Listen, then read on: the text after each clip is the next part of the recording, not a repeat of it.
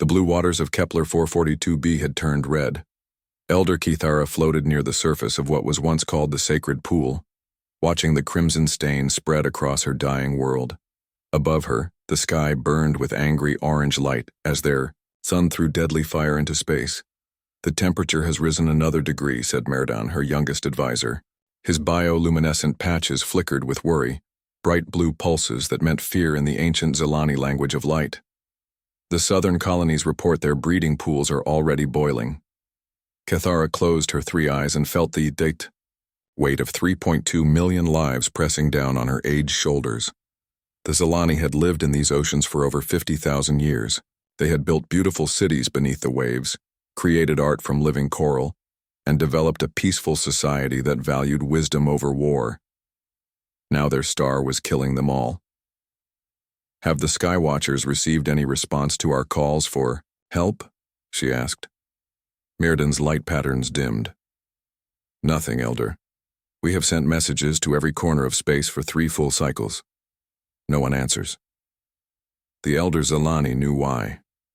2 months ago, the great ships of the Galactic Consortium had arrived in their system. The aliens inside were unlike anything the Zelani had ever seen. Some walked on land like strange creatures from ancient nightmares. Others floated in metal shells, and a few looked like living crystals. They had studied Kepler 442b with advanced instruments and held long meetings in their massive vessels. Then they had delivered their verdict. "The relocation of your species would require extensive resources," the consortium representative had said. Her name was Administrator Veltar, and she belonged to a species called the Vectron. She looked like a tall, thin tree covered in silver bark. "Your people need specific water conditions, particular atmospheric pressure, and precise temperature ranges. Building suitable habitats for 3.2 million individuals would cost more than the consortium can justify." Kithara had tried to explain that the Zelani had valuable knowledge to offer. They understood ocean currents better than any species in the galaxy. Their bioluminescent communication system was more complex than most alien languages. They had mastered the art of living in harmony with their environment for millennia. "These skills have limited application in modern galactic society," Veltar had replied coldly.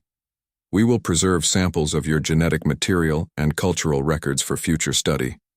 This is the best outcome we can provide." And then they had left.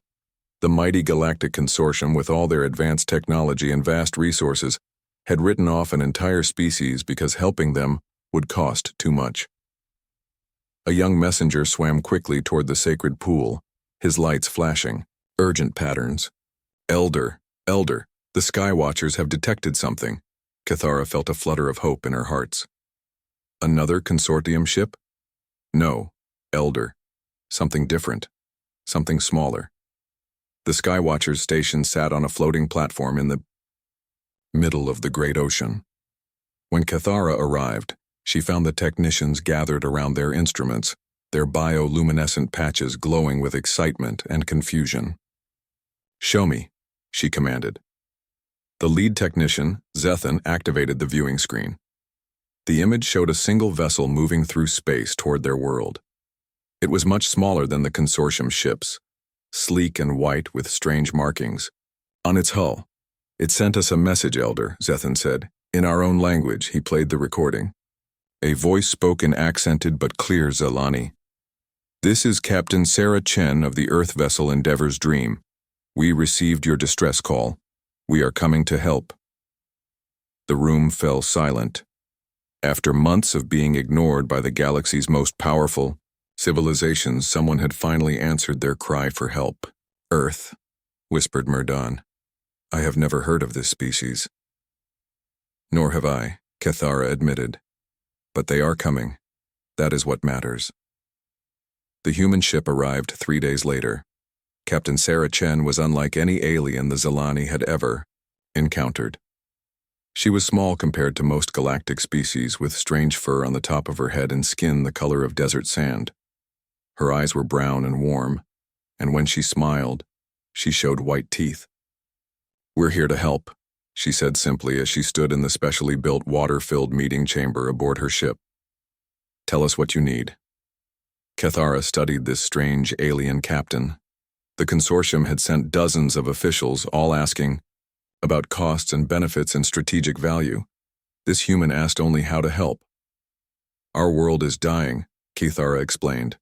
"Our star grows unstable. The radiation is poisoning our water and heating our atmosphere. We need to evacuate 3.2 million of my people, but we require very specific conditions to survive." Captain Chen listened carefully as Cathara described the Zilani's needs. They required salt water with precise mineral content. The temperature had to stay within a narrow range. The atmospheric pressure needed to be exactly right, or their breathing would fail. "That's challenging," Captain Chen admitted. "Our ship can maybe take 500 of your people at most, and even then, we'd need to modify our cargo holds extensively." Cathara felt her hope begin to fade. Even these helpful humans could only save a tiny fraction of her people. "But," Captain Chen continued, "we're not giving up.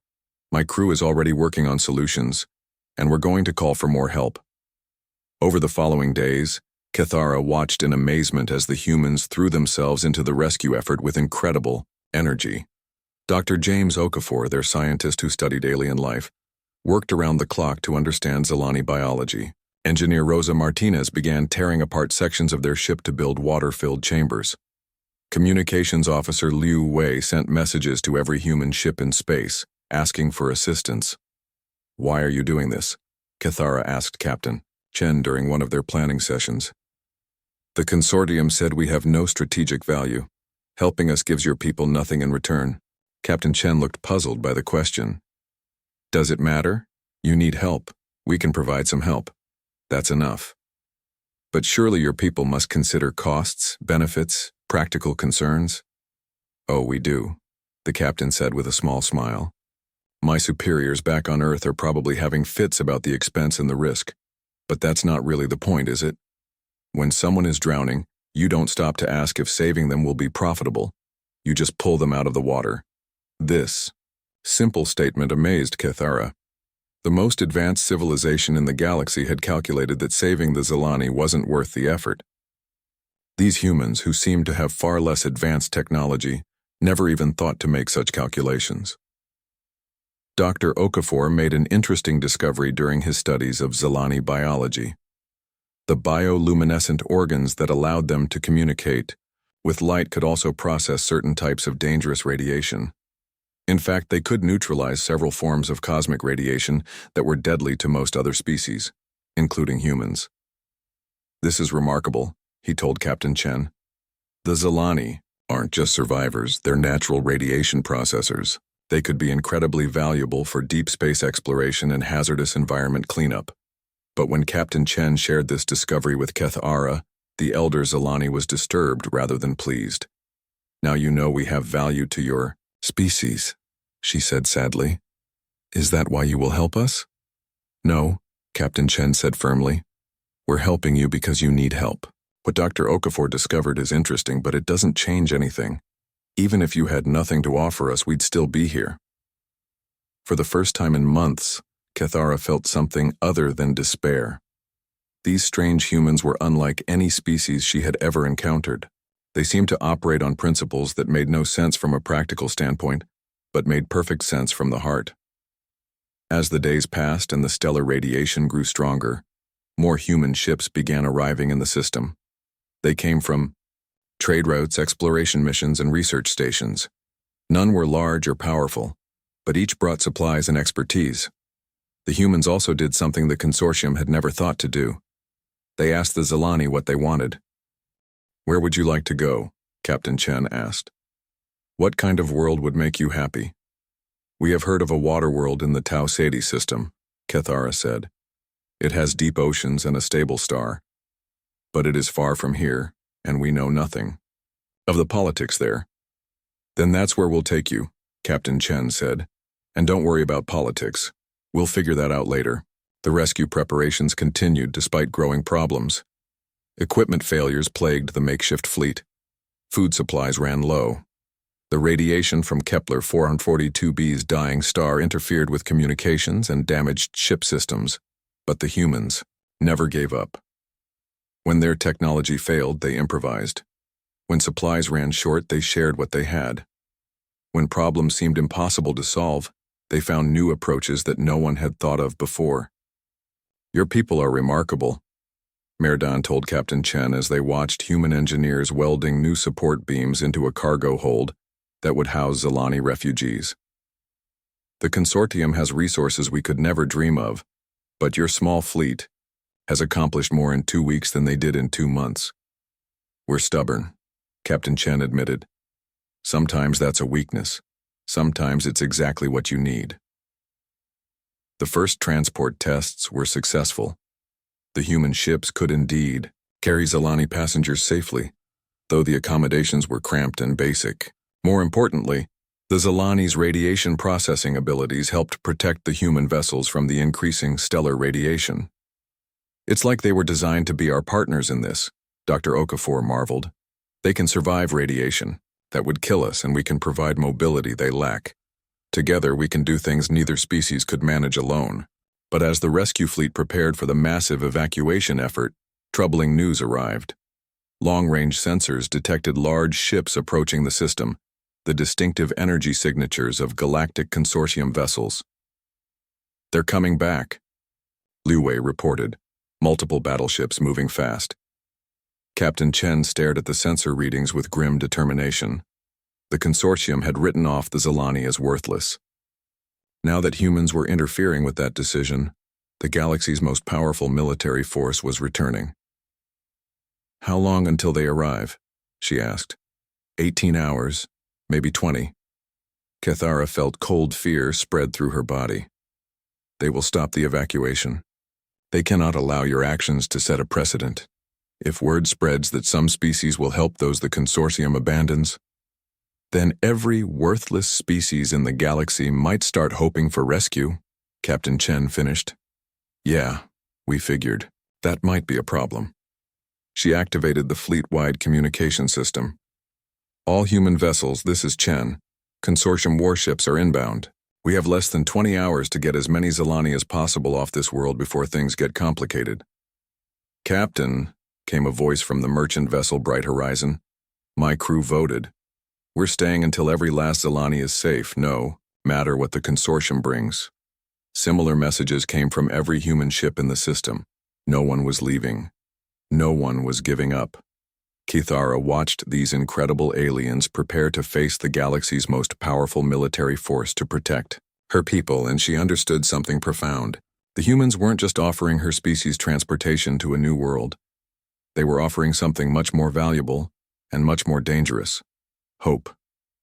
"Elder," Merdan asked quietly, "what will we do if the consortium demands we submit to their authority?" Kithara's bioluminescent patches blazed with fierce determination. "We stand with those who stood with us. If the humans are willing to risk everything for us, then we are willing to risk everything for them." The rescue fleet worked through the night, loading Zilani families into every available space. Children clutched bioluminescent toys while their parents tried to comfort them. Elderly Zilani said farewell to their ancient cities beneath the waves. Everyone understood they were witnessing the end of their world and possibly the beginning of something entirely new. As Kepler 442b's sun continued its violent death throes, casting deadly radiation across the system, two very different philosophies prepared to collide. The consortium believed in cold calculation, practical decisions, and acceptable losses. The humans believed in something much simpler and much more dangerous, that every life mattered regardless of cost. Captain Sarah Chen stood in the makeshift command center aboard the Endeavor's Dream, staring at numbers that made no sense. The holographic display showed the harsh reality of their situation.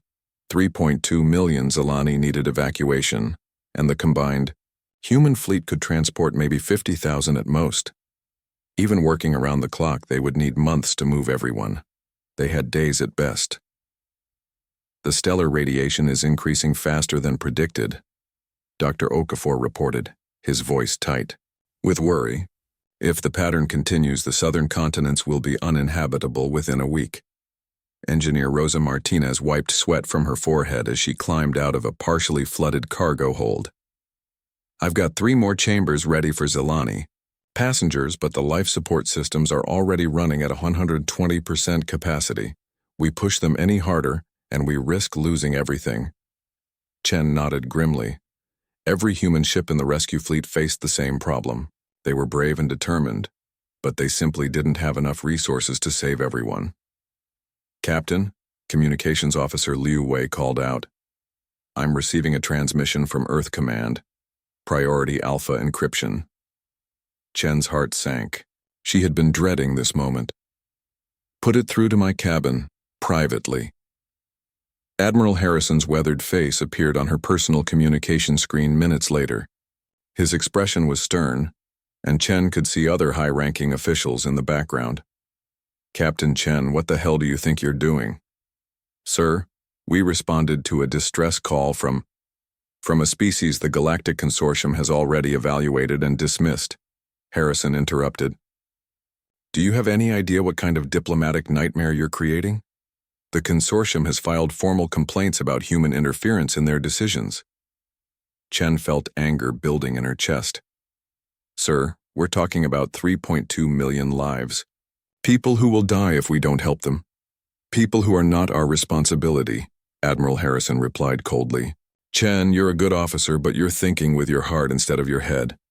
Humanity has spent decades building relationships with the consortium. We can't throw that away for one dying species. What if it were Earth? Chen asked, quietly. What if it were humans the consortium decided weren't worth saving? Harrison's face softened slightly, but his voice remained firm. That's not the situation we're dealing with. Your orders are simple, Captain. Collect whatever scientific data you can about the Zilani, then withdraw immediately. The consortium is sending ships to manage the situation. And if I refuse, then you'll be relieved of command and court-martialed when you return to Earth. If you return to Earth, Harrison leaned forward. Sarah, be smart about this. Don't destroy your career over aliens you've known for a few days. The connection ended, leaving Chen alone with an impossible choice. Follow orders and abandon the Zilani to die, or defy Earth Command and lose everything she had worked for her entire life. She found her senior officers gathered in the main briefing room an hour later. Word had already spread through the ship about Earth's position. So what are we doing, Captain? Martinez asked bluntly. Chen looked around the table at faces she had served with for 3 years. Dr. Okafor, the scientist who had given up a comfortable research position to explore the unknown. Martinez, the engineer who could fix anything, with spare parts and determination. Liu Wei, the communications specialist who spoke 7 languages and still struggled with small talk. Lieutenant Commander James Park, her first officer, who had turned down promotion twice to stay with this crew. Earth Command wants us to abandon the Zilani, she said simply. They're concerned about diplomatic relationships with the consortium. And what do you want to do? Park asked. I want to save every Zilani life we can. But that means defying direct orders. It means ending all of our careers. It probably means we'll never see Earth again. The room fell silent. Chen waited, knowing she couldn't make this decision alone. Whatever they chose, they would all have to live with the consequences. Dr. Okafor spoke first. I've been studying the Zilani bioluminescent communication system. It's the most complex natural language I've ever encountered. They can express concepts that most species need paragraphs to describe with simple light patterns. Losing that knowledge would be a tragedy. It's not about the knowledge, Martinez said quietly. I've got 3 kids back on Earth. Little Maria just started school. But if I go home and tell them I left people to die because it was inconvenient to save them, what kind of father does that make me? Liu Wei nodded. I joined the exploration service to find new life and learn about different species. Doesn't matter much if I let the first species that needs real help just die. Park straightened in his chair. Captain, I've served with you long enough to know you've already made up your mind. The question is whether we're going to follow you or not. He looked around the table. All in favor of staying and helping the Zilani regardless of orders. Every hand went up. Chen felt tears in her eyes. You all understand what this means? We're probably never going home. We're defying Earth Command and the Galactic Consortium. will be branded as renegades. Better to be renegades with clear consciences than heroes with blood on our hands, Dr. Okafor said simply. Within hours, similar votes were taking place on every human ship in the system. The results were the same across the fleet. Unanimous decisions to stay and help regardless of the cost. Captain Chen broadcast the fleet's decision to Earth Command and the approaching consortium vessels. This is the human rescue fleet. We are remaining in the Kepler 442b system to provide humanitarian assistance to the Zilani people. We do not recognize any authority to abandon sentient beings to preventable death. We will defend our right to offer aid by any means necessary. The response from the consortium came quickly. Admiral Zektar of the Drakmor species, commanding the battleship Hegemony, sent a simple message. Human vessels will withdraw immediately or face military action. The consortium's decision regarding the Zilani is final. Elder Cathara was present in the command center when the message arrived. Her bioluminescent patterns showed amazement and fear mixed together. You would fight the entire Galactic Consortium for us? She asked in wonder. We're not looking for a fight, Chen replied. But we're not backing down either.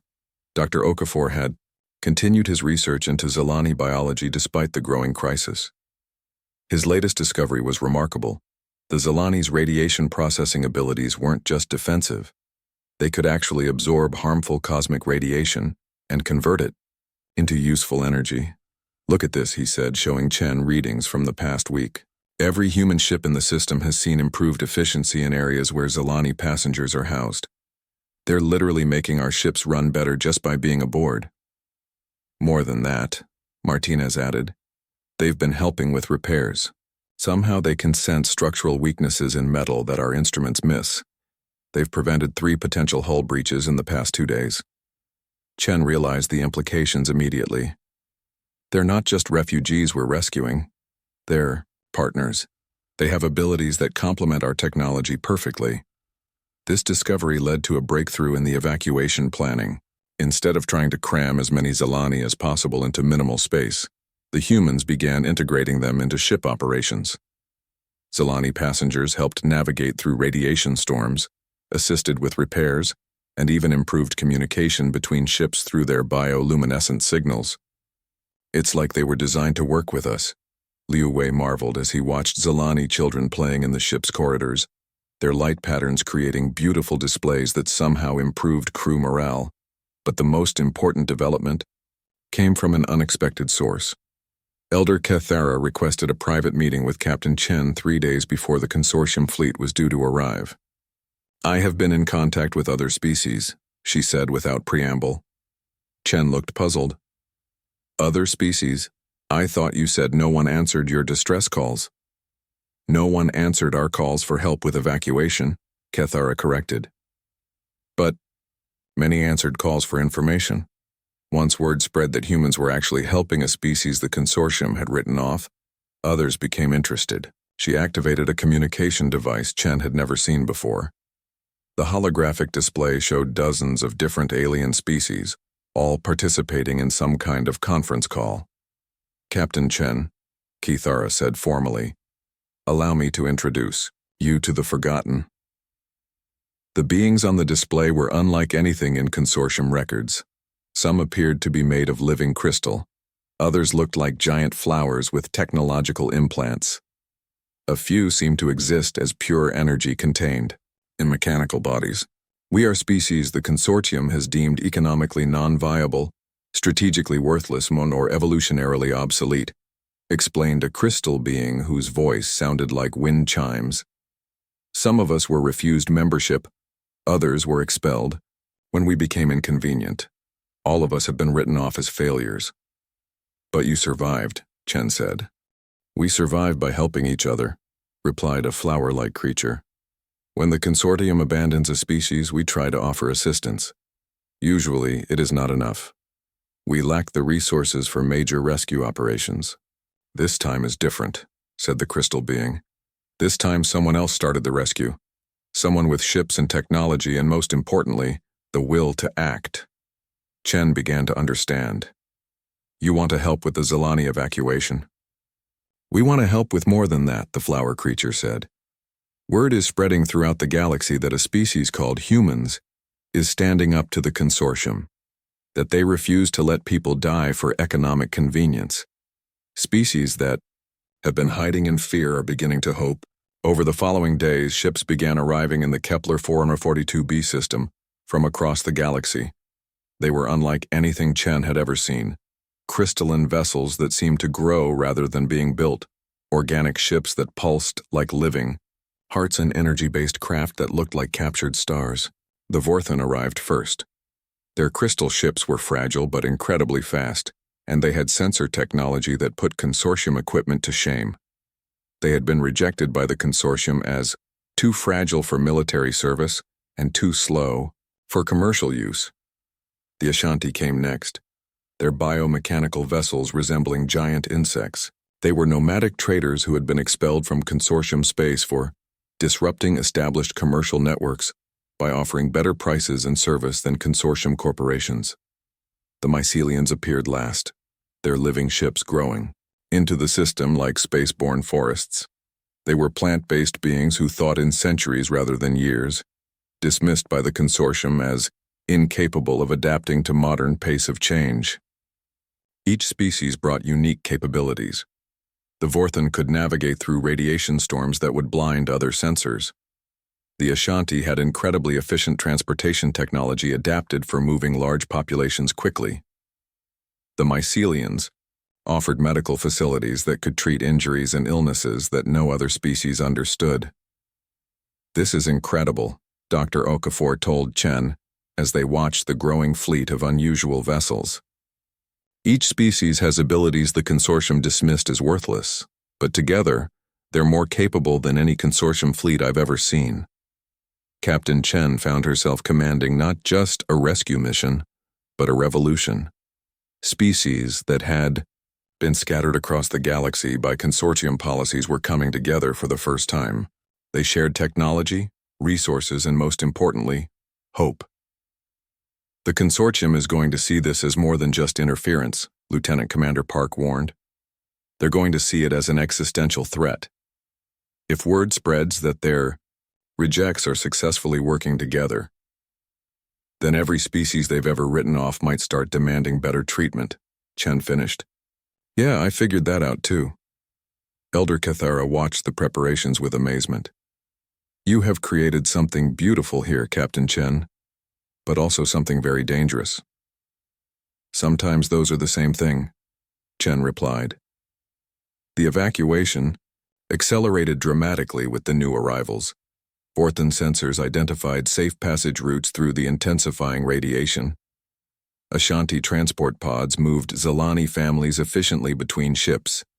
Mycelian bioships provided healing sanctuaries for those suffering from radiation exposure. But most importantly, the Zelani were no longer just refugees being rescued. They had become active participants in their own salvation, using their unique abilities to help coordinate the massive operation. "We need to move faster," Dr. Okafor reported urgently.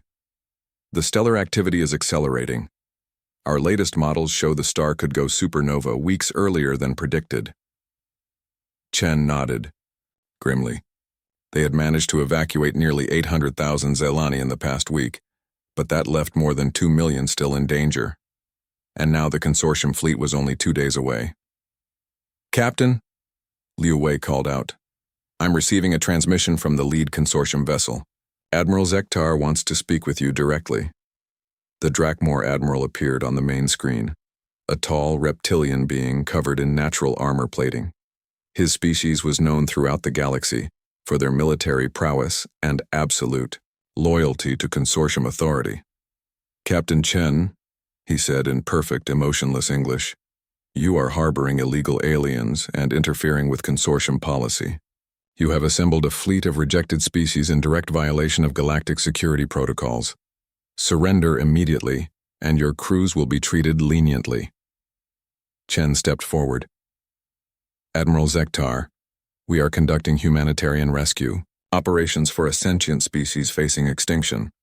We have committed no crimes except refusing to let people die. The Zelani were properly evaluated by consortium authorities and found to be non-viable for relocation assistance. Your interference sets a dangerous precedent that threatens galactic stability. The only thing threatening galactic stability is a system that writes off entire species because helping them costs too much, Chen replied. Admiral Zektar's reptilian features showed no emotion. You have 24 hours to disperse this illegal gathering and withdraw from the system. After that, we will enforce consortium authority by any means necessary. The transmission ended, leaving the command center in tense silence. Well, Martinez said finally, at least now we know where we stand. Chen looked around at her mixed human-alien crew. They had started this mission with a simple goal: save as many lives as possible. Now they faced the most powerful military force in the galaxy, commanding a fleet of species the universe had forgotten. All ships, she announced over the fleet-wide channel. This is Captain Chen. The consortium has given us an ultimatum: abandon the Zilani or fight. I want every captain to put it to a vote with their crew. This isn't just about rescue anymore. This is about whether the strong have the right to decide who lives and who dies. The responses came back within hours. Not a single ship voted to withdraw. The forgotten were no longer willing to be forgotten. And the humans who had started it all were ready to stand with their new allies against impossible odds. Elder Kithara's bioluminescent patterns blazed with fierce pride as she made an announcement to every Zilani on every ship. For 50,000 years, we have lived in peace beneath our oceans. We have never known war, never raised weapons against other beings. But those who stand with us in our darkest hour have shown us a new way to be strong. Tomorrow we do not hide. Tomorrow we fight for our right to exist.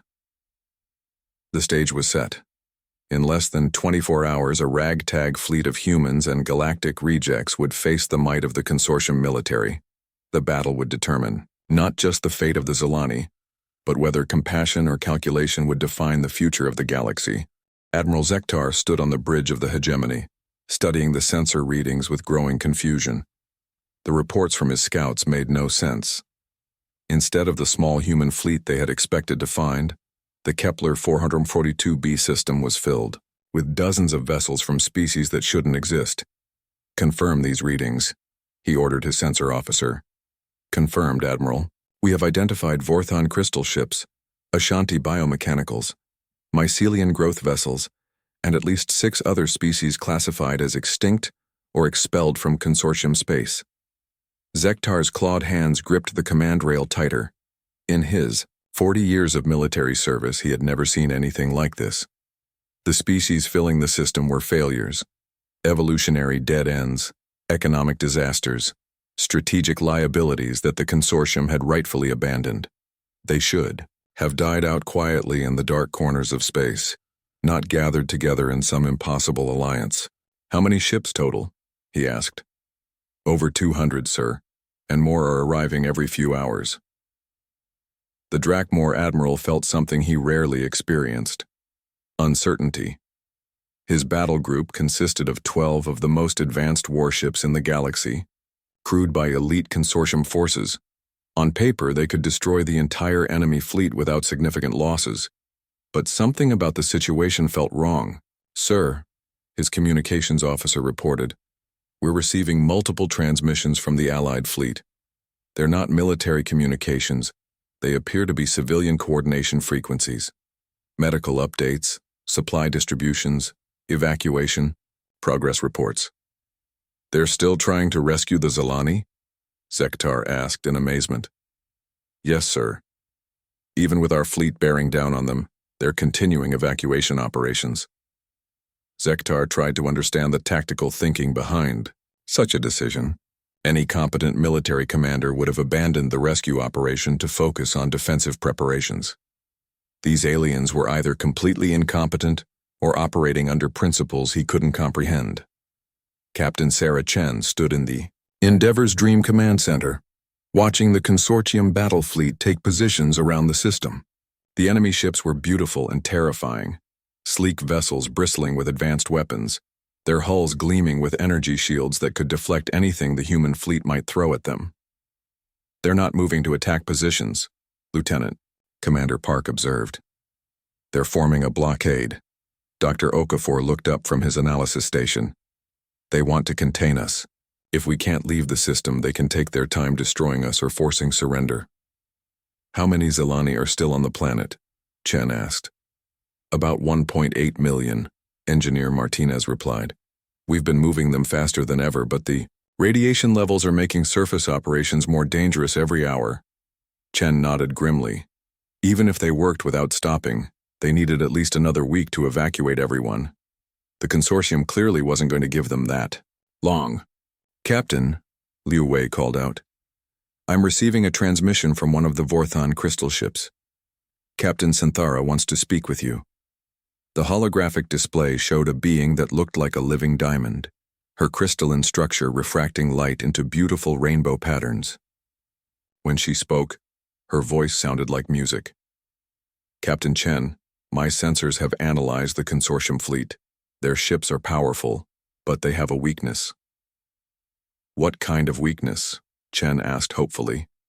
Their energy shields are designed to deflect concentrated attacks from similar technology. But our species use very different approaches to warfare.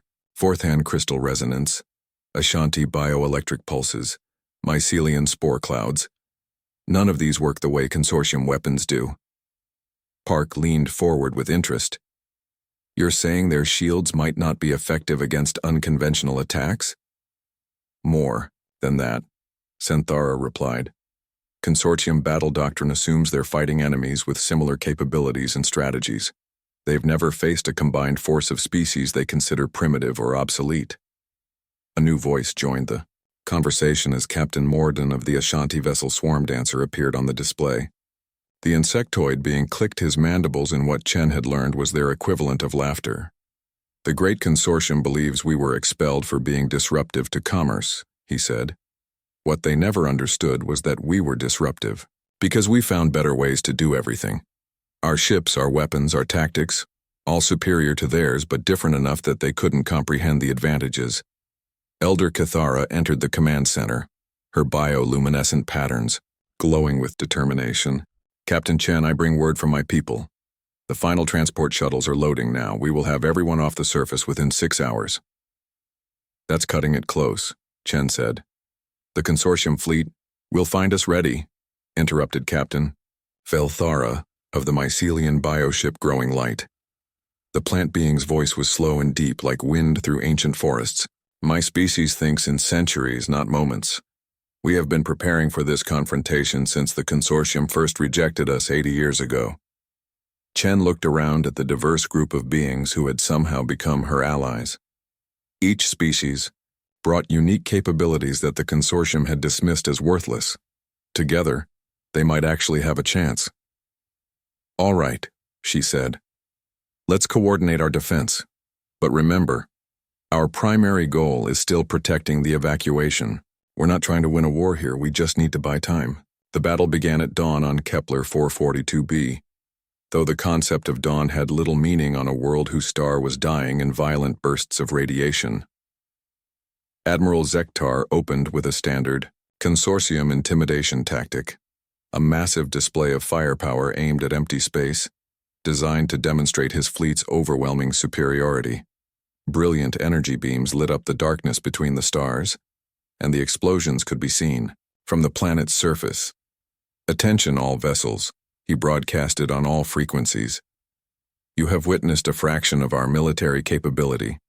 Surrender now, and civilian casualties will be minimized. The response came not from Captain Chen but from Elder Kethera, speaking for all the assembled species. Admiral Zektar of the consortium, we are not your enemies. We are simply people who refuse to let other people die when we can prevent it. If you choose to attack us for this, the responsibility for whatever follows rests with you. Zektar had expected defiance, fear, or perhaps desperate negotiations. This calm acceptance of moral responsibility was completely outside his experience with conquered species. Begin the attack, he ordered. The consortium fleet moved forward in perfect formation, their weapons targeting the largest enemy vessels. Energy beams and missile salvos streaked across space toward their intended targets. And then something impossible happened. The Vorthon crystal ships began to sing. It started as a low harmonic resonance that grew stronger as more crystal vessels joined in. The sound couldn't travel through space, but the vibrations created interference patterns in the electromagnetic spectrum. The consortium's energy weapons, designed to maintain perfect coherence over vast distances, began to scatter and lose focus. "What is that?" Zektar demanded as his carefully aimed shots went wide. "Some kind of electromagnetic disruption field," his science officer reported. "Their crystal structures are creating harmonic interference with our targeting systems." Before the consortium forces could adapt, the Ashanti ship struck from an unexpected angle. Their bioelectric weapons didn't fire energy beams or launch missiles. Instead, they released clouds of charged particles that behaved like living creatures, swarming around enemy ships and seeking out vulnerable systems. Consortium shields flickered and failed as the bioelectric swarms found ways through defenses that had never been designed to stop such attacks. Emergency alarms blared across the battle fleet as ship after ship reported system failures. "Impossible," Zektar muttered. "These are primitive species. They shouldn't have weapons that can penetrate our shields." The mycelian ships attacked. Last, and their assault was the strangest of all. Clouds of what looked like space pollen drifted toward the consortium vessels, seeming harmless and slow. But when the spores made contact with enemy hulls, they began to grow, spreading across, armor plating like fast-moving rust. "Sir, the organic material is eating through our hull," reported the captain of the destroyer Relentless. "It's some kind of metal-consuming organism." Chen watched the battle from her command center in amazement. The species the consortium had written off as failures were systematically dismantling the most advanced military fleet in the galaxy, using tactics no one had ever seen before. But the fight was far from over. Zektar's forces began adapting to the unconventional attacks, adjusting their shield frequencies and weapon targeting systems. The consortium's technological superiority was still overwhelming, and they had the advantage of numbers. "Captain," Dr. Okafor called out urgently, "Zalani transport ship Morning Tide is under attack. A consortium fighter squadron broke through our lines." On the main screen, Chen watched in horror as small, fast consortium fighters pursued a lumbering transport filled with Zalani refugees. The transport's shields were failing under repeated hits and its engines were damaged. Thousands of innocent lives hung in the balance. "All ships, protect the transports," she ordered. But the nearest Allied vessels were minutes away. That's when the Zalani themselves entered the battle. Elder Cathara had been coordinating the evacuation from a command ship in orbit around the dying planet. As she watched the fighters closing in on the defenseless transport, she made a decision that would change everything. "All Zalani vessels," she broadcast on the bioluminescent communication network. "Remember what these strangers have done for us. They stood with us when we had no hope. Now we stand with them." The Zalani didn't have warships or advanced weapons. What they had were hundreds of small vessels, research craft, cargo haulers, maintenance pods, scattered throughout the system. And they had abilities the consortium had never encountered. Every Zalani ship in the system suddenly blazed with bioluminescent light. But this wasn't communication or celebration. The light was focused, concentrated, turned into a weapon no one had expected. The consortium fighters found themselves flying blind as intense bioluminescent flares overwhelmed their sensors. Their targeting systems, designed to track conventional energy signatures, couldn't cope with the organic light show surrounding them. "I can't see anything," one pilot reported frantically. "The entire electromagnetic spectrum is flooded with interference." But the Zalani could see perfectly. Their bioluminescent communication system let them coordinate with precision that electronic systems couldn't match. Small Zalani craft swarmed around the confused fighters like schools of fish around sharks, using their superior maneuverability to ram damaged fighters or interfere with their flight paths. Admiral Zektar watched his supposedly easy victory dissolving into chaos. His advanced weapons were being countered by singing crystals.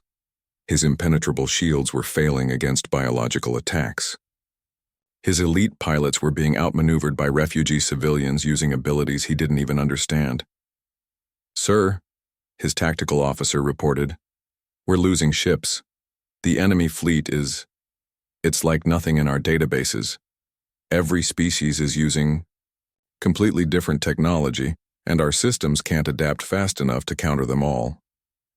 For the first time in his military career, Zektar considered retreat, but the implications of failure were too serious. If word spread that the consortium military had been defeated by a collection of galactic rejects, it would encourage rebellion throughout their territory. "Prepare the Nova Lance," he ordered grimly. His officers looked shocked.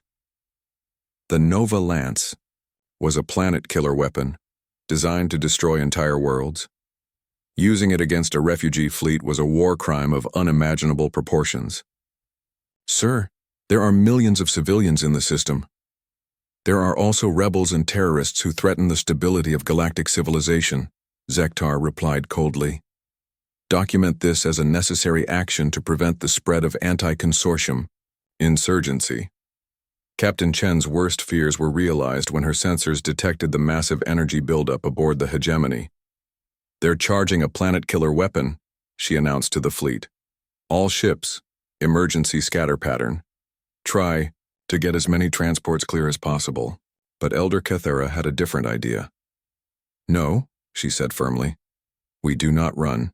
We do not hide. We show them that some things cannot be destroyed by superior firepower." What happened next became legend throughout the galaxy. Every Zelani in the system, civilians, refugees, children, elders, linked their bioluminescent abilities into a single network. The combined light of 3.2 million beings created a phenomenon that had never been seen before, a living aurora that stretched across space itself. The bioluminescent field didn't stop the Nova Lance. No organic light could block a weapon designed to destroy planets. But it did something more important. It revealed the moral cost of what the consortium was about to do. The aurora made everything visible. Every refugee ship, every rescue vessel, every civilian transport trying to escape the dying world. The light show was being broadcast on subspace frequencies throughout the galaxy, showing the universe exactly what the consortium was willing to do to maintain their authority. "Admiral," Zektar's communications officer said quietly, "we're receiving messages from consortium member worlds. They're asking us to stop." "What?" "The bioluminescent broadcast is reaching every major population center in consortium space. Billions of people are watching us prepare to destroy a rescue fleet. Sir, some of our own member species are calling this genocide." Zektar stared at the magnificent display of light surrounding his fleet. He had come here to crush a minor rebellion, and had instead created the greatest public relations disaster in consortium history. The Nova Lance powered down. "All ships," he ordered reluctantly, "cease fire and withdraw to minimum safe distance. We'll reassess the situation." Captain Chen couldn't believe what she was seeing. The mighty consortium fleet, the most feared military force in the galaxy, was retreating from a battle they could have easily won. "They're leaving?" Dr. Okafor asked, in amazement. "Not leaving," Elder Kethera corrected, her bioluminescent patterns showing complex emotions. "But they are not attacking either. They cannot destroy us without revealing their true nature to the entire galaxy." The standoff continued for 3 more days, as the last Zelani transports lifted off from their dying world. The consortium fleet held position at the edge of the system, neither attacking nor withdrawing, while billions of galactic citizens watched the rescue operation unfold. On the 3rd day, Kepler 442b's star finally died. The supernova lit up space for light years, in every direction, but by then every Zelani was safely aboard the refugee fleet.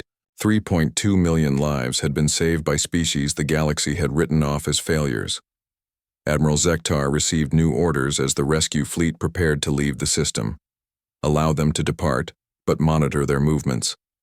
The consortium's leadership had decided that martyring the refugees would cause more problems than letting them go, but they had underestimated what they had already lost. The bioluminescent broadcast of the rescue operation had inspired species throughout the galaxy. The forgotten were no longer content to hide in the shadows, and the rest of the universe had seen that even the mighty consortium could be forced to back down when confronted with moral courage.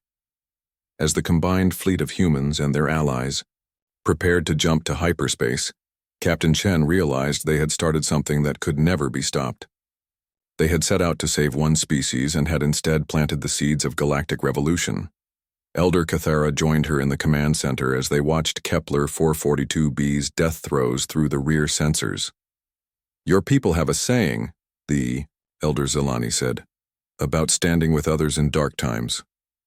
"With you always," Chen replied. "Yes. But I think the meaning is larger than you intended. You stood with us when we had nothing to offer. Now every species in the galaxy knows that someone will stand with them too. The darkness that has covered so many worlds is beginning to lift." Chen smiled as the fleet jumped to hyperspace, carrying 3.2 million Zilani toward their new home, and carrying hope toward every corner of the galaxy. Behind them, the consortium fleet was left to explain to their leadership how they had lost a battle without firing a shot, defeated not by superior weapons, but by something far more dangerous: the simple belief that every life mattered. 3 months after the escape from Kepler 442b, the refugee fleet reached the Tau Ceti system. What they found there changed everything. Captain Sarah Chen stood on the bridge of the Endeavor's Dream, staring at the sensor readings in disbelief. The system wasn't empty as their long-range scans had suggested. It was occupied by a massive consortium military installation, complete with orbital defense platforms, supply depots, and a fleet of warships that dwarfed what they had faced at the Dying Star. "How did we miss this?" Lieutenant Commander Park asked, studying the tactical display. "They must have built it recently," Dr. Okafor replied. "The installation is still under construction. They're preparing for something big." Elder Cathara floated in her specialized tank in the command center, her bioluminescent patterns flickering with worry. "They knew we would come here. This is a trap." Admiral Zektar had indeed been busy since his failure at Kepler 442b. The humiliation of being forced to retreat from a battle he could have won had cost him his position, but his replacement, Admiral Vexhan, was even more ruthless. The new Drakmor commander had spent months preparing for the refugees' arrival. "Attention, human vessels," Vexhan's voice crackled across all frequencies. "You are entering restricted consortium space with illegal aliens and stolen technology. Surrender immediately or be destroyed." Chen looked around at her mixed crew of humans and allies. The past months had forged them into something more than a rescue fleet. They had become a family, bound together by shared purpose and mutual respect. "What do you think?" she asked the group. Captain Senthara of the Vorthon crystal ship Harmony's Edge appeared on the communication screen. "My people have analyzed their defenses. This installation was built specifically to counter our abilities. They have studied recordings of our previous battle and designed countermeasures. The same is true for us," added Captain Morden of the Ashanti vessel Swarm Dancer. "Their new shields can adapt to bioelectric attacks. Their weapons have been modified to disrupt our flight patterns." Chen felt a cold weight in her stomach. The consortium had learned from their defeat and prepared accordingly. This time there would be no surprise tactics or unconventional weapons to level the playing field. "Captain," Dr. Okafor said quietly, "we're outnumbered at least 5-1. Their technology has been specifically upgraded to counter our capabilities. From a tactical standpoint, this is unwinnable." Chen nodded grimly. "But we're not leaving the Zilani here to be captured or killed." "There may be another option," Elder Cathara said. Her bioluminescent patterns showed complex emotions: fear, determination, and something else Chen couldn't identify. "What do you mean?" "The consortium believes they understand our capabilities based on what they observed at Kepler 442b. But they do not understand what my people have learned from working with your species and our other allies." Over the following hours, as the refugee fleet held position at the edge of the system while the consortium forces prepared their attack, Elder Cathara explained what the Zilani had discovered. Living and working alongside humans and the other rejected species had changed them. Their bioluminescent abilities had always been powerful, but isolation had limited their potential. Now connected to technology and minds they had never imagined, they were evolving rapidly. "We can do more than create light patterns," Kithara explained to the assembled fleet commanders. We can interface directly with your computer systems, enhance your weapons, strengthen your shields, but it will require complete trust between our species. Captain Velthara of the mycelian bioship Growing Light leaned forward with interest. You're proposing a true symbiosis, not just cooperation, but integration. The risks are enormous, warned Captain Synthara. If the integration fails during combat, we could lose ships, crews, everything. Chen considered the proposal. They were facing impossible odds against an enemy that had prepared specifically to defeat them. Conventional tactics would lead to certain destruction. But this was something the consortium could never have anticipated. How long would you need to establish the connections? She asked. 6 hours for basic integration, Kithara replied. 12 for full symbiotic bonding. Chen looked at the tactical display showing the overwhelming consortium forces. We don't have 12 hours. They'll attack long before then. Then we do what humans do best, Engineer Martinez said with a grin. We improvise under pressure. The next few hours saw the most remarkable transformation in galactic military history. Zelani technicians worked alongside human engineers, Vorthon scientists, Ashanti pilots, and mycelian healers to create something entirely new. Hybrid vessels that combined the best abilities of multiple species. Zelani bioluminescent networks were integrated into human computer systems, creating ships that could think and react with organic intuition. Vorthon crystal resonance technology was combined with Ashanti bioelectric systems and mycelian organic growth patterns to create weapons that defied conventional physics. But the most important change was in the crews themselves. Humans found their reflexes sharpened by Zelani neural interfaces. Zelani discovered their bioluminescent abilities amplified by human determination. The other species experienced similar enhancements, as if proximity to humanity somehow made everyone more than they had been before. It's remarkable, Dr. Okafor observed as he watched a mixed crew of humans and Zelani working in perfect synchronization. Your species seems to bring out the best in everyone around you. The consortium was wrong about all of us, but they were especially wrong about humans. Admiral Vexhan grew impatient as the refugee fleet's preparations continued. His orders were clear. Destroy the illegal gathering and capture any survivors for interrogation. But something about the enemy fleet's behavior disturbed him. They're not running, his tactical officer reported. Standard doctrine for outgunned civilian vessels is to scatter and hope some ships escape. These ships are staying together and apparently preparing to fight. Good, Vexhan replied coldly. It will make destroying them easier. But when the consortium attack began, nothing went as planned. The first wave of missiles, designed to overwhelm the refugee fleet's limited defensive capabilities, encountered something unprecedented. The Zelani-enhanced ships moved like living creatures, dodging attacks with organic grace while their hybrid weapon systems struck back with precision that no computer could achieve. Human tactical doctrine, enhanced by Zelani bioluminescent communication networks, allowed the refugee fleet to coordinate their movements with impossible speed and accuracy. Ships that should have been destroyed by superior firepower instead danced between enemy attacks like schools of fish evading predators. Status report, Vexhan demanded, as his supposedly easy victory turned into chaos. Sir, their capabilities have increased exponentially since Kepler 442b. They're using some kind of organic technological hybrid system that our analysts can't classify. On the Endeavor's Dream, Captain Chen felt the ship respond to her thoughts as if it were an extension of her own body. The Zelani integration had created a connection between captain and vessel that was both startling and natural. All ships, she broadcast on the hybrid communication network that combined human radio with Zelani bioluminescence. Remember why we're here. We're not trying to win a war. We're protecting our family. The word family resonated through every ship in the refugee fleet. Humans who had given up their careers to save strangers. Zelani who had been rescued from extinction. Vorthon, Ashanti, mycelians, and dozens of other species who had found acceptance and purpose among the galactic rejects. They fought not as separate species allied by convenience, but as one people defending their home. The battle raged for hours.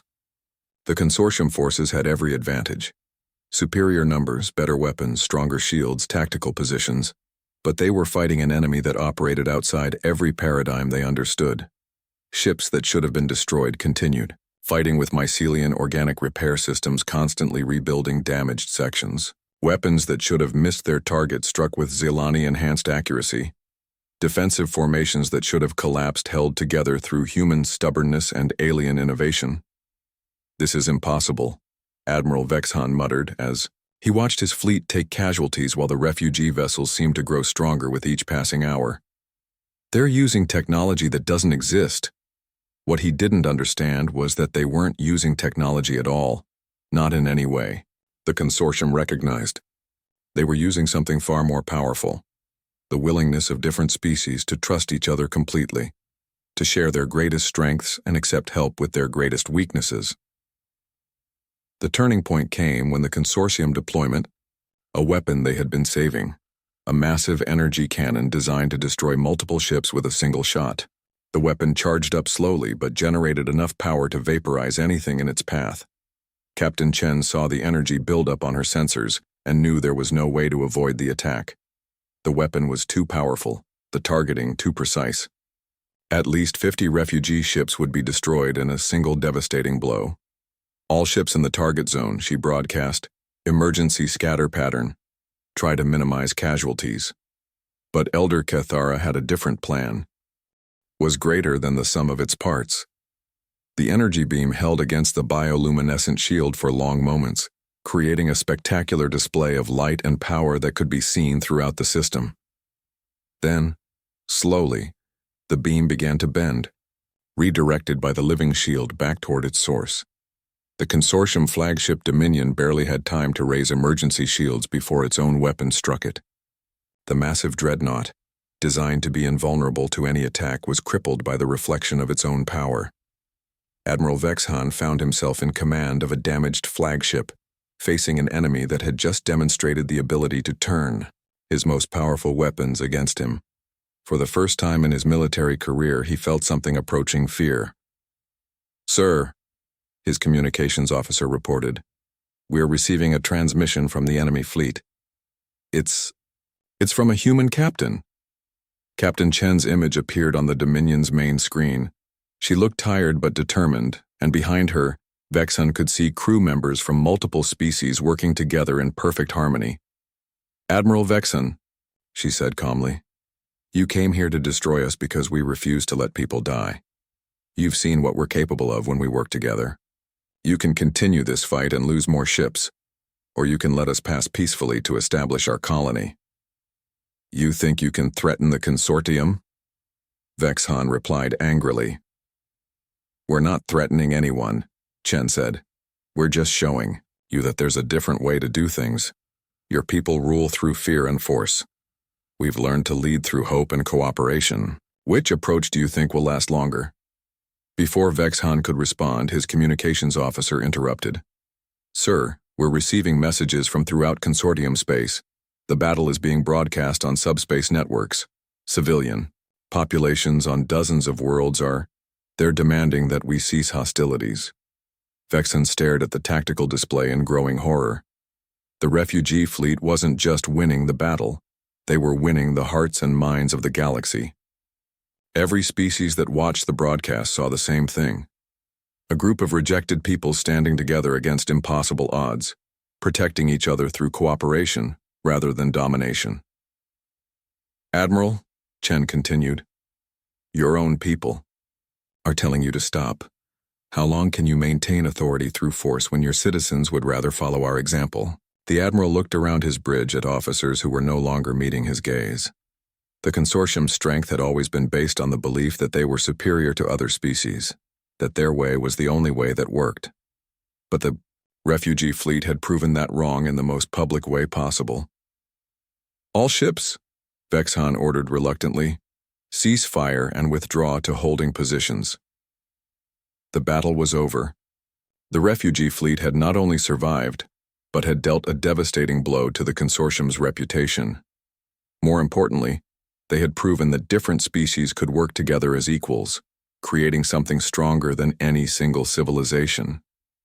As the smoke cleared and the damaged consortium fleet retreated, Captain Chen found herself looking at a system that was now theirs. The massive military installation would provide resources and facilities for establishing the new colony. "What do we call it?" Elder Kethara asked, as they watched the first Zilani families preparing to descend to the water world that would be their new home. Chen smiled as she watched children from a dozen different species playing together in the ship's corridors, their different forms of communication creating a beautiful symphony of light, sound, and motion. "We call it Haven," she said, "a place where anyone can find safety regardless of who they are or where they came from." The establishment of Haven marked the beginning of a new era. Word spread quickly through the galaxy that there was now a place where rejected species were welcome, where cooperation mattered more than competition, and where the strong protected the weak rather than exploiting them. Ships began arriving within days, refugees from consortium territory, explorers seeking new opportunities, scientists wanting to study the unprecedented cooperation between species. What had started as a rescue mission was becoming the foundation of an entirely new kind of civilization. Elder Kethara stood with Captain Chen on the observation deck of the orbital station they had captured and converted into a welcoming center for new arrivals. Below them, the blue oceans of the world that would house the Zilani colonies sparkled in the light of a stable star. "Your species has done something remarkable," Kethara said. "You have shown the galaxy that strength comes not from dominating others but from standing with them." Chen nodded, watching a group of human and Zilani engineers working together to establish the first underwater city. "We didn't set out to start a revolution. We just didn't want to let you die." "Sometimes," the elder Zilani replied, "the most important changes begin with the simplest decisions. You decided that lives mattered more than politics. That choice has already changed the fate of millions of beings." As if to emphasize her point, the communication system announced the arrival of another refugee fleet, this one carrying survivors from 3 different species that the consortium had recently written off as economically non-viable. Captain Chen smiled and headed toward the docking bay to welcome the new arrivals. Each ship that arrived brought not just more refugees, but more evidence that the galaxy was ready for a different way of thinking about civilization. The consortium's greatest fear was already coming true. Hope was spreading faster than they could contain it. 2 years after the Battle of Tau Ceti, Admiral Sarah Chen stood in the Grand Council chamber of Haven Station, watching representatives from over 300 species debate the future of the galaxy. The chamber itself was a marvel of cooperative engineering. Vorthon crystal formations provided perfect acoustics. Mycelian organic architecture created a living ceiling that filtered light and air, while human engineering and Zilani bioluminescent networks allowed beings with completely different communication methods to understand each other perfectly. Chen still found it hard to believe how much had changed. What had started as a desperate rescue mission had become the Coalition of Haven, a growing alliance that now controlled over 50 star systems and welcomed any species seeking a better way of life. The latest intelligence reports confirm it, Dr. Okafor said as he joined Chen at the observation platform. 17 more consortium member worlds have formally applied for coalition membership in the past month. Their own citizens are demanding the right to join us. Chen nodded, watching Elder Kethara address the assembly below. The elderly Zilani had become the coalition's director of interspecies relations, and her words carried weight with beings from across the galaxy. "My friends," Kethara was saying, her bioluminescent patterns translating instantly into dozens of languages, "we gather today, not as conquerors or liberators, but as proof that different peoples can choose to stand together. Each world that joins us does so freely, seeking the same things we all sought: dignity, respect, and the right to live without fear." The applause that followed came in many forms: clapping hands, harmonic tones, light patterns, chemical releases that created colorful clouds in the air. Each species expressed approval in their own way, yet the message was universal. Captain Velthara of the Mycelians rose to speak next. Her slow, deep voice commanded attention as she addressed the Assembly's most pressing concern. The Consortium has issued another ultimatum. They demand we cease accepting new member species and return all stolen territory to their control. They give us 30 standard days to comply, or they will launch what they call a final solution to the coalition. Problem? Worried murmurs rippled through the chamber. Everyone knew what that meant. The consortium was preparing for total war. How many ships do they have? Asked Captain Morden of the Ashanti, his insectoid features showing concern. Intelligence estimates. Over 2,000 vessels, replied General Martinez, the former engineer who had become the coalition's military coordinator, including 12 planet killers and at least 50 dreadnoughts equipped with the latest anti-coalition technology. The numbers were staggering. Despite their growth, the coalition could field perhaps 600 ships, most of them converted. Civilian vessels with improvised weapons. By any reasonable calculation, they were facing annihilation. What are our options? Chen asked the assembly. Captain Senthara of the Vorthan crystal ships spoke first. My people's sensors have detected massive military buildups in 14 consortium core systems. They're not just preparing to attack us, they're preparing to destroy us completely. The same intelligence networks that brought us information about consortium troop movements also bring us other news, added Cathara. On 47 consortium worlds, civilian populations are organizing protests. They don't want their governments to wage war against people whose only crime was offering hope to the hopeless. Chen felt a familiar stirring of the stubborn determination that had gotten her into this situation in the first place. So we have two problems: a military force we can't defeat and a political situation that might not require defeat. What do you mean? Dr. Okafor asked. I mean, maybe we're approaching this wrong. We keep thinking about this as a war between the coalition and the consortium. But what if it's really a choice between two different ways of thinking about civilization? Over the following days, as the consortium deadline approached, the coalition leadership developed a plan that was either brilliant or completely insane. Instead of preparing for military defense, they would go on the offensive, not with weapons but with ideas. We're going to broadcast directly to every consortium world, Chen explained to the assembled fleet commanders. Not propaganda or threats, but simple truth. We'll show them what we've built here, how different species work together, how conflicts can be resolved without violence. The consortium will try to jam our transmissions, Lieutenant Commander Park pointed out. He had been promoted to Admiral Park when the coalition fleet grew beyond what one captain could manage. That's where our Zilani friends come in, Chen replied with a smile. Elder Cathara had been working with coalition scientists to develop something unprecedented, a bioluminescent communication network that could span entire star systems. Traditional radio waves could be blocked or jammed, but the organic signals the Zilani generated operated on quantum frequencies that were nearly impossible to interfere with. We'll establish relay stations throughout consortium space, Cathara explained. Every Zilani colony, every coalition outpost, every friendly world will become part of the network. They can't jam all of us without destroying their own communication infrastructure. The plan was audacious in its simplicity. Instead of fighting the consortium's military, they would appeal directly to its citizens, instead of matching force.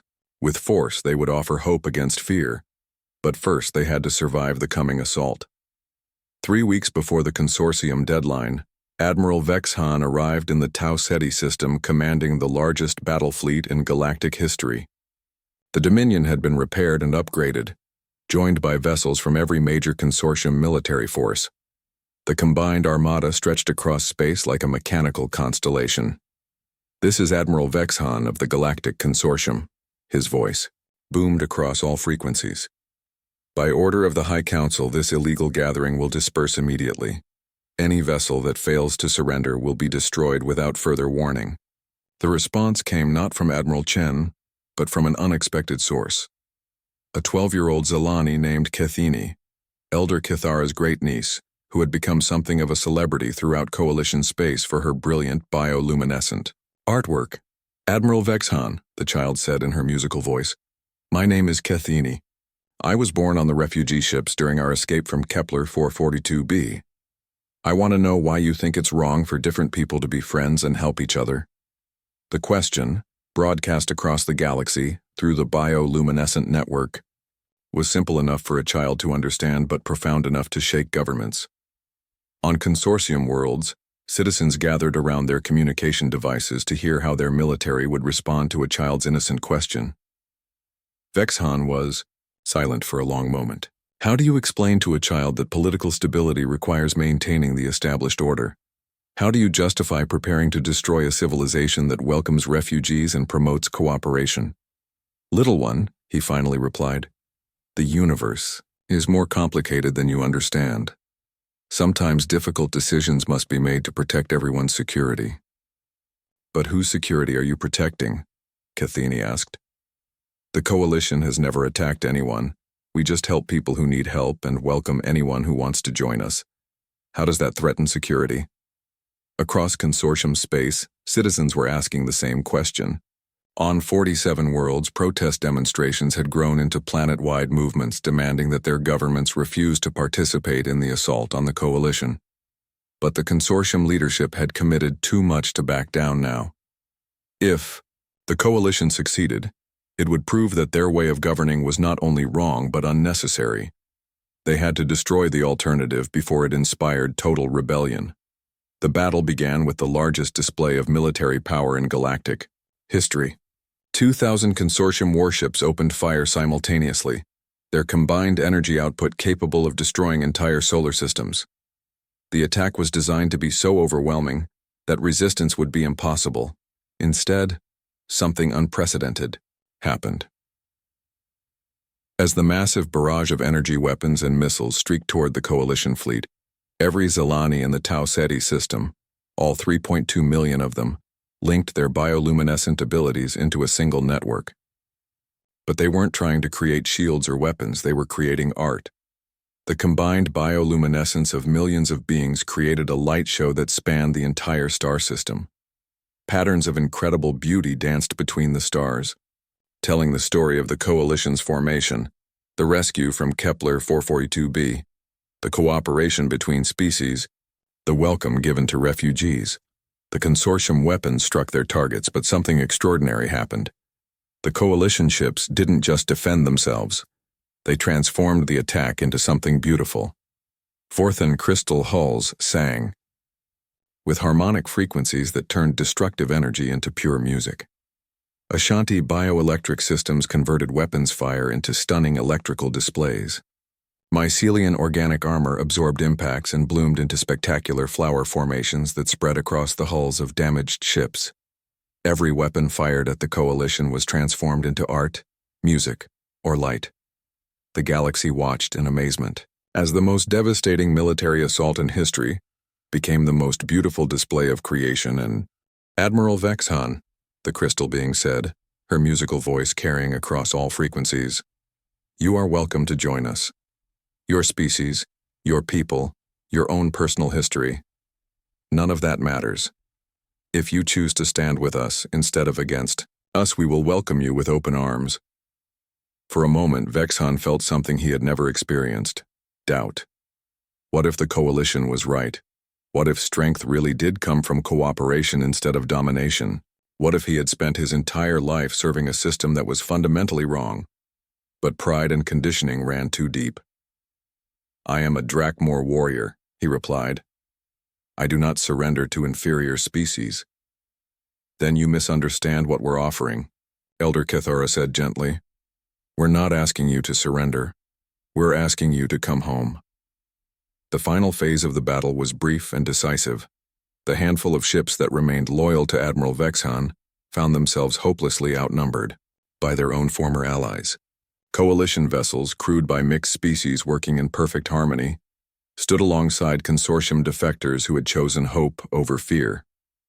Admiral Vexhan's flagship, the Dominion, fought alone against impossible odds until its weapons were disabled and its engines crippled. As rescue ships moved in to evacuate the crew, Vexhan made one last desperate attempt to complete his mission. If I cannot destroy you, he transmitted to the coalition fleet, then I will deny you this victory. The Dominion's self-destruct sequence began counting down, its massive explosion designed to take out every ship in the immediate vicinity. But the Coalition response was immediate and coordinated. Mycelian bioships surrounded the doomed dreadnought, their organic hulls absorbing and containing the blast. Fourth-hand crystal vessels sang harmonies that disrupted the explosion's energy patterns. Human ships coordinated the rescue operation, while Zilani bioluminescence guided evacuating personnel to safety. When the smoke cleared, the Dominion was gone, but every member of her crew had been rescued. Even Admiral Vexhan found himself aboard a Coalition medical ship, being treated by doctors from 6 different species working together to save his life. "Why?" he asked Admiral Chen when she visited him in the medical bay. "I tried to destroy you. Why save me?" Chen sat down beside his bed, looking tired but peaceful. "Because that's what we do. We don't abandon people, even people who were our enemies a few hours ago. Especially not them, actually." Vexhan stared at the ceiling, trying to understand a philosophy that made no sense according to everything he had been taught. "The Consortium will never accept this. They'll keep sending fleets until you're destroyed." "Maybe," Chen admitted. "But I don't think so. Want to know why?" She activated a wall display showing subspace communication feeds from across the galaxy. On world after world, Consortium citizens were celebrating the Coalition's victory and demanding that their own governments adopt similar policies of cooperation and inclusion. "Your attack didn't destroy us," Chen explained. "It introduced us to the entire galaxy. Every species that watched the battle saw the same thing, a civilization that turns weapons into art, that welcomes its enemies as friends, that chooses cooperation over conquest. Most beings in the universe want to live that way. They just never thought it was possible." Over the following months, the transformation of galactic politics accelerated beyond anyone's imagination. Consortium member worlds began defecting, en masse, not through military conquest but through simple choice. Species after species voted to leave the old system and join the Coalition of Haven. The Consortium leadership, faced with the collapse of their authority, finally requested a formal negotiation. Prime Minister Veltar herself traveled to Haven Station for talks with the Coalition leadership. "What do you want?" she asked Admiral Chen bluntly during their first meeting. "Nothing you can't give freely," Chen replied. "We want every species to have the right to determine their own fate. We want refugees to find welcome instead of rejection. We want cooperation to be more profitable than conquest. We want the strong to protect the weak instead of exploiting them. And if the Consortium agrees to these principles, then the Consortium becomes part of the Coalition. We're not trying to destroy your government, Prime Minister. We're trying to transform it into something better." Veltar studied the human admiral for a long moment. "You realize what you're asking? You want us to abandon thousands of years of political structure, economic systems, military doctrine, everything that made us the dominant power in the galaxy." "Yes," Chen said simply, "because that dominance was built on the suffering of others, and because we've proven there's a better way." The negotiations lasted for months, but the outcome was never really in doubt. With over half of their former territory already part of the Coalition, the Consortium leadership had no choice but to accept the new reality. The formal signing ceremony took place 1 year later in the same council chamber where the Coalition had first debated how to respond to Consortium threats. Representatives from over 800 species gathered to witness the creation of the Galactic Alliance of Free Worlds, a government based on voluntary association, mutual aid, and the radical idea that every sentient being had inherent worth. Elder Kithara, now ancient but still vibrant, gave the closing address to the historic gathering. "My friends," she said, her bioluminescent patterns creating patterns of incredible beauty throughout the chamber, "we have accomplished something that many thought impossible. We have proven that different peoples can not only live together in peace, but can create something greater than any of us could achieve alone." She paused, looking around at the incredible diversity of beings filling the chamber, humans and Zilani, Vorthan, and Ashanti, former consortium officials and rescued refugees all working together as equals. But let us remember how this began. A small group of humans heard a cry for help from people they had never met, belonging to a species they knew nothing about. They did not ask what they would gain by helping. They did not calculate whether rescue would be profitable. They simply said, "We hear you. We're coming. We will not let you face this alone." The applause that followed lasted for nearly 10 minutes as hundreds of species expressed their approval in their own unique ways. When the ceremony ended, Admiral Chen found herself standing on the observation deck of Haven Station, looking out at the bustling spaceport that had become the heart of galactic civilization. Ships from hundreds of worlds came and went constantly, carrying trade goods, cultural exchanges, refugees seeking new homes, and explorers setting out to discover what lay beyond the known galaxy. Dr. Okafor joined her at the viewport, looking as amazed as ever by how their universe had changed. "Do you ever regret it?" he asked. "Giving up your career in the Earth fleet, becoming an outlaw, starting a revolution that changed the entire galaxy?" Chen smiled, watching a group of human and Zilani children playing together in the station's central park, their laughter and bioluminescent games creating joy that transcended species barriers. "Jim," she said, "we set out to save one dying species. Instead, we saved the idea that species can choose to save each other. I think that's a pretty good return on investment." As if to emphasize her point, an announcement echoed through the station. Another refugee fleet had arrived, this one carrying survivors from a solar system destroyed by natural disaster. Within minutes, coalition vessels were moving to provide aid, shelter, and welcome to the newcomers. The cycle continued, as it had for the past 3 years, and as it would for generations to come. When someone cried out for help, the coalition answered. When someone was rejected by others as worthless, the coalition proved them wrong. When someone needed a place to belong, the coalition said the words that had started it all. "We hear you. We're coming. With you always." Elder Kithara, now in her final years, often said that humans had taught the galaxy its most important lesson, that the strongest civilizations were not those that conquered others, but those that chose to stand with others when standing was hard. The galaxy had learned that lesson well.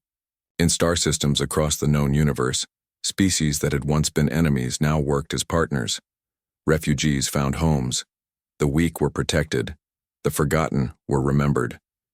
And in the deep space between the stars, where human ships continued their missions of exploration and aid, each vessel carried the same inscription on its hull, a simple promise in 1,000 different languages, but always meaning the same thing. With you always. The revolution that began with one captain's refusal to abandon a dying species had become something greater than anyone had imagined. A new way of thinking about what it meant to be alive in a universe full of other living beings. It was perhaps the most human thing of all, the stubborn insistence that everyone mattered regardless of the cost of proving it. The galaxy would never be the same, and that, everyone agreed, was exactly as it should be.